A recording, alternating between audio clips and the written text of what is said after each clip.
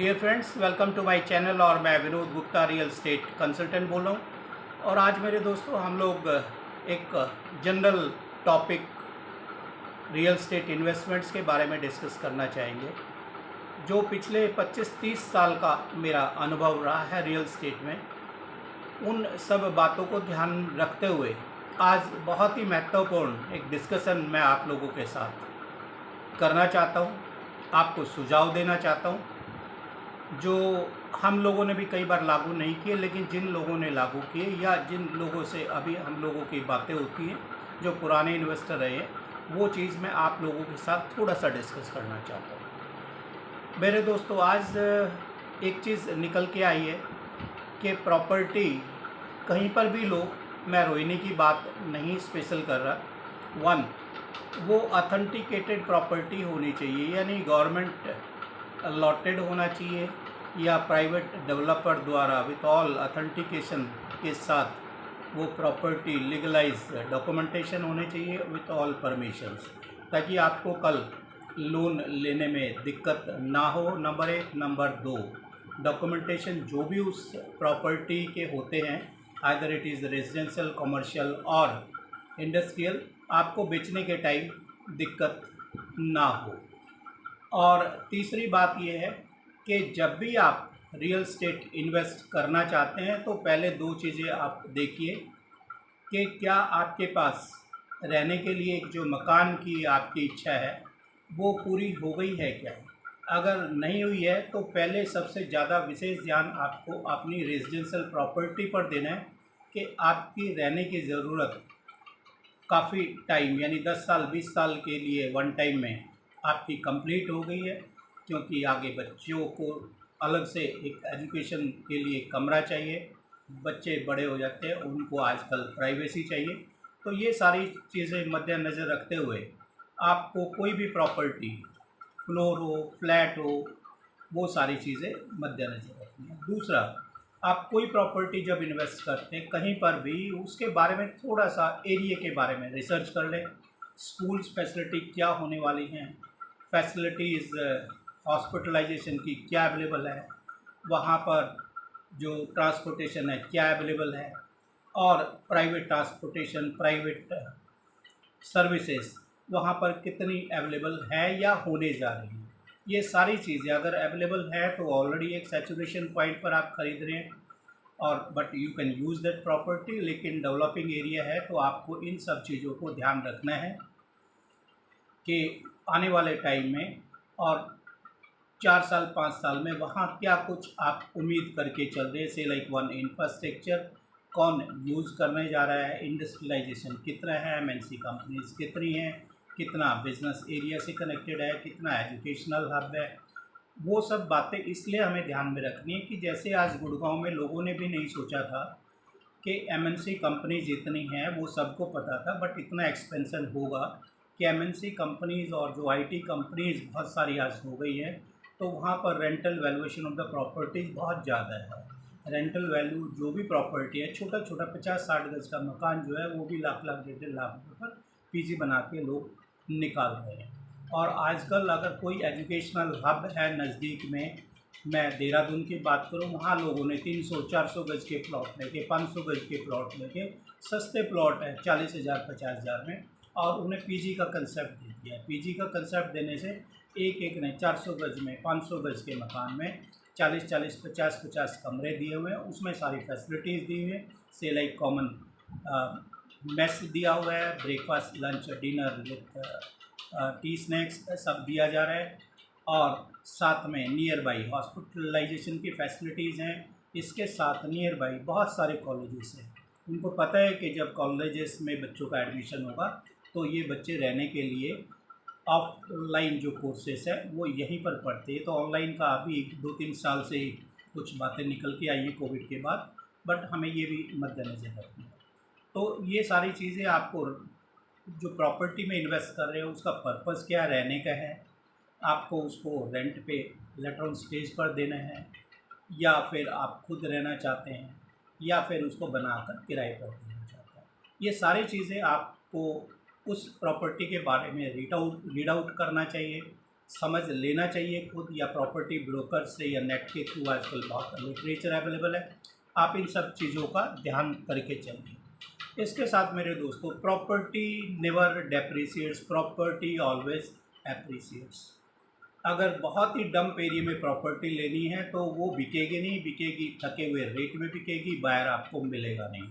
ये चीज़ आपने ध्यान करना है। हमने कई बार इन्वेस्टमेंट्स की और हमें ये रिजल्ट्स मिले कि हमने बेचने में ही दिक्कत हुई और वो चीज़ें डंप होके खड़ी हो गई। दूसरा, जब भी प्रॉपर्टी बहुत तेज़ हो जाए, किसी भी शहर की बात कर रहा हूँ, दिल्ली एनसीआर या इंडिया में किसी भी कोने से आप मेरी इस वीडियो को देख रहे हैं, तो आप प्रॉपर्टी में उस time, if you are a trader और शॉर्ट टाइम के लिए आप इन्वेस्टर बनना चाहते हैं, मत इन्वेस्ट कीजिए उन प्रॉपर्टीज़ पर। क्योंकि वन, अगर रेट करेक्शन में आएगा, नंबर टू, करेक्शन में नहीं आता तो आपको आरओआई कुछ टाइम के लिए मिलेगी नहीं। इसलिए आपको बहुत सोच समझ के एंटर करना है, एक प्रॉपर्टी में ख़रीदनी है। बट आपके पास स्पेयर पैसे हैं मेरे दोस्तों, तो प्रॉपर्टी से अच्छी इन्वेस्टमेंट कोई नहीं है। हैपनिंग प्लेस होनी चाहिए, डेवलपिंग प्लेस होनी चाहिए, आसपास में स्कूल, कॉलेजेस, हॉस्पिटल्स, बहुत सारे एमएनसी ऑफिसेस, ये सारी चीज़ें देखकर आपको उस प्रॉपर्टी को ख़रीदना चाहिए। और एक बार प्रॉपर्टी खरीदने के बाद यू थिंक इट, इसको सोचो कि एक एसेट हो गई है ज़िंदगी में। जैसे आप अपने आप छोटे से बड़े होते हैं, बड़े से फिर और बड़े होते रहते हैं, इसी तरीके से प्रॉपर्टी की भी जो वैल्यूएशन है, छोटी होगी फिर बढ़ेगी फिर और बढ़ेगी, जैसे यूज में आएगी ज़्यादा डिमांड होगी उसकी वैल्यूएशन ज़्यादा आएगी। जैसे जैसे वहाँ फैसिलिटीज़ बढ़ेगी, पॉपुलेशन बढ़ेगी, तो वहाँ पर उसकी डिमांड ज़्यादा आएगी, आपको रेंटल वैल्यू ज़्यादा आएगा, उसका प्राइसिंग ज़्यादा आएगा। और कुछ टाइम बाद आप देखेंगे रेंटल ऐसा आना शुरू हो जाता है कि कुछ प्रॉपर्टीज़ हमारे देखने में, सुनने में और तजर्बे में ऐसी आई हैं कि प्रॉपर्टी से लाइक 40 लाख की आज से 30 साल 35 साल पहले ली गई है, और आज की डेट में मेरे दोस्तों वो प्रॉपर्टी हो गई है 20-20, 25-25 करोड़ रुपए की, और उनका रेंटल ही 8-8, 10-10 लाख रुपए मिल रहा है। ऐसे भी वाक़या देखने में आते हैं। तो मेरे दोस्तों, मेरा कहना आप सभी के साथ ये है कि प्रॉपर्टी जल्दबाजी में मत लीजिए। दूसरा, प्रॉपर्टी सोच समझ के लीजिए। तीसरा, प्रॉपर्टी लेते हैं तो प्रॉपर्टी कोई सट्टा बाज़ार नहीं है, प्रॉपर्टी कोई स्टॉक मार्केट नहीं है कि आज लिया कम हो गया तो आप बेच दीजिए। सोच समझ के, आपके पास स्पेयर है, आप लोन लेना चाहते हैं, कितने टाइम लोन आप कैरी ऑन कर सकते हैं, unless there is an practical problem, आपको कोई प्रॉब्लम आ गई है, वो बेचना ज़रूरी है, वो that is a separate issue. नहीं तो प्रॉपर्टी एक ले लिए लंबे टाइम के लिए, 5 साल, 10 साल, 15 साल के लिए एक विज़न लेके चलिए। आपके पास पैसे स्पेयर हो जाते हैं, छोटा बड़ा करना है वो that is a separate issue. But कोई प्रॉपर्टी आपने ले ली है तो वो कोशिश करके उसको रिटेन करो, लंबे टाइम के लिए आप रिटेन करो। जब आप देखोगे कि भाई जैसे आप 25 साल की कोई प्रॉपर्टी ले लेते हैं, 30 साल में कोई प्रॉपर्टी लेते हैं, 20 साल में आपकी जो तनख्वाह है वो 10 गुना, 15 गुना, 20 गुना, 25 गुना हो जाती है। उसी तरीके से मेरे दोस्तों, जो प्रॉपर्टी है वो भी 10 गुना, 8 गुना, 15 गुना, 20 गुना हो जाती है। तो वो बड़ा अमाउंट होता है, लाखों में होता है, वो करोड़ों में बदल जाता है। और आजकल जो टिकट साइज़ है वो आप लोगों को पता ही है, 1 करोड़ रुपये से कम कोई चीज़ मिलने को तैयार है नहीं। तो मेरे दोस्तों, आप अगर कोई प्रॉपर्टी पर इन्वेस्ट करना चाहते हो, think that you are to invest in that for a long period. लंबे पीरियड के लिए इन्वेस्ट करेंगे। आज गुड़गांव की हम बात करते हैं, बहुत लंबे टाइम से लोगों ने जो प्रॉपर्टीज़ ली है वो बहुत ग्रो की है। रोहिणी में हम लोग 25-30 साल से काम करें, हम लोगों ने देखा है कि जो 1995 में हमने 90 मीटर का प्लॉट सेक्टर 21-22 में रोहिणी में 3 लाख रुपए के करीब बेचा था। आज उसकी कीमत 3 करोड़ रुपए है। 3 lakh to 3 crore, think of 100 times. इसके साथ मेरे दोस्तों, दूसरा मैं फिगर लेना चाह रहा हूँ कि हमने जो प्लॉट 2003 में बेचा था 10 लाख रुपए का, वो भी आज 3 करोड़ रुपए के करीब हो गया है। मेरे दोस्तों, इसके साथ में अप्स एंड डाउन प्रॉपर्टी में रहेंगे। इसके साथ 250 गज का प्लॉट जो हमने 14 लाख का बेचा था सर, आज वो 5-5, 6-6 करोड़ रुपए का हो गया। जो इन्वेस्टर लंबे टाइम के लिए लेके प्रॉपर्टी ब्लॉक कर देते हैं, पैसा वही कमाते हैं। तो आप कहीं पर भी हैं, जिस भी स्टेज पर हैं, आप लाखों में छोटी प्रॉपर्टी में ले रहे हैं, लंबे टाइम के लिए लीजिए। मैंने ऐसा भी देखा है 3-3, 4-4 लाख रुपए कच्चे पक्के एरिए में लोगों ने लगाए, हालांकि हम काम नहीं करते। वो प्रॉपर्टीज़ भी आप 40-40, 50-50 लाख रुपए में हो चुकी है। तो प्रॉपर्टी पॉपुलेशन के हिसाब से बढ़ेगी, और पॉपुलेशन जहाँ पर ज़्यादा आएगी प्रॉपर्टी की जरूरत ज़्यादा पड़ेगी। और दिल्ली में जैसे हम लोग काम करते हैं, दिल्ली में तो कोई एक लिमिट ही नहीं है कहाँ पर प्रॉपर्टीज़ ग्रो करेगी। और इन्हीं शब्दों के साथ अगर दिल्ली में आप कोई प्रॉपर्टी इन्वेस्ट करना चाहते हैं तो best proposal is new developing sectors. वो जो रोहिणी के रिठाला मेट्रो की कनेक्टिविटी भी डिक्लेयर हो गई है। सेक्टर 24-25 से होती हुई 36-37 से जाएगी, फिर आपके 34-35 बवाना नरेला देन टू कुंडली।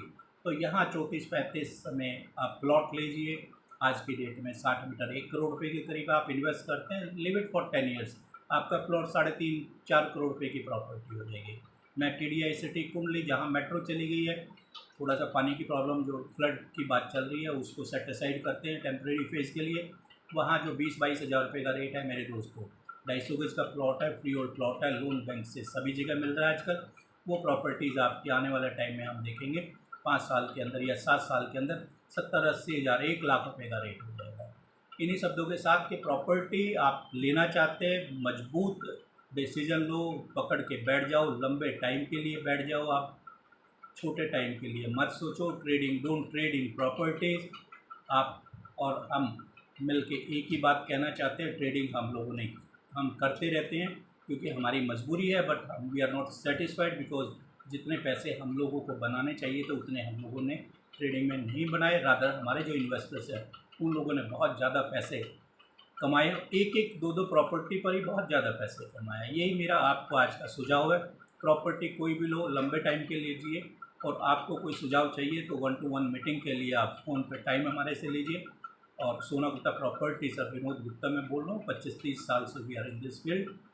If you want my personal time to meet and talk and have an appointment for investment any other thing, you have to take an appointment, then only we can give you the time. और इसके साथ ही मेरे दोस्तों आज मैं बताना चाहता हूँ, इन्वेस्टमेंट एक बहुत ही लंबा सब्जेक्ट है। सोच समझ के आप पैसे लगाइए और पैसे लगाने से पहले हमारी एक बार सलाह ले लेंगे तो आपको फ़ायदा होगा। इन्हीं शब्दों के साथ, invest in real estate is the best investment for a long period. Thank you.